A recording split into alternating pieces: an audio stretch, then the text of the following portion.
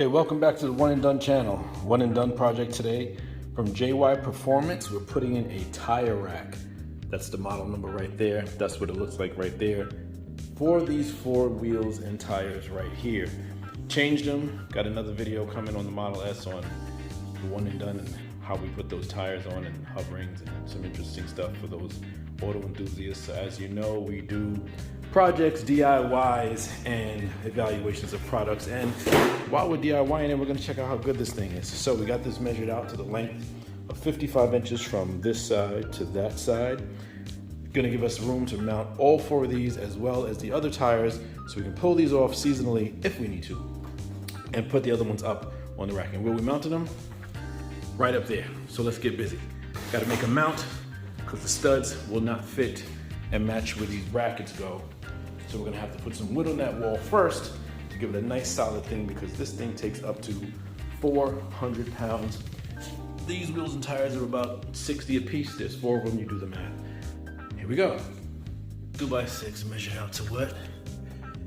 55 inches, we're gonna make a mark there and we're gonna cut that with that. Found the studs and marked the wall. Took measurements and marked the wood. We were gonna put the screws to mount it to the wall.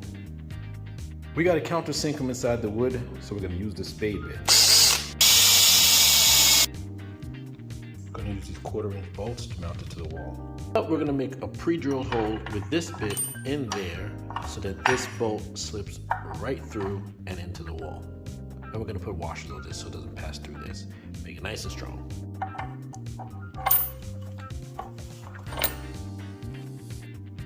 Mark our height, make sure that it's level with the level.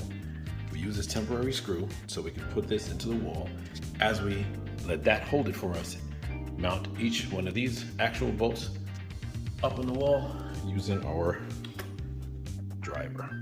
So we got our temporary hold screw there. This thing is up here. We're gonna put a level here, make sure this is straight. Once we do, we're gonna actually pre-drill a hole in here so that this bit is just a touch smaller than that screw, so that this screw can go through this beam, through the wall, into the stud, and hold this mounting bar up here for the mounts. Here we go. The driver and a 7/16 socket. We put that screw in there, or that bolt in there, right into the stud. Now we don't need to hold the screw, but we're gonna leave it in there anyway, because what the hell, right? Finish all three the same way. So we're just gonna add another row up top, make it wider because I think these brackets here, they're gonna need a little bit more room than what that first one provides. So we're gonna do the same thing on top, 3 bolts.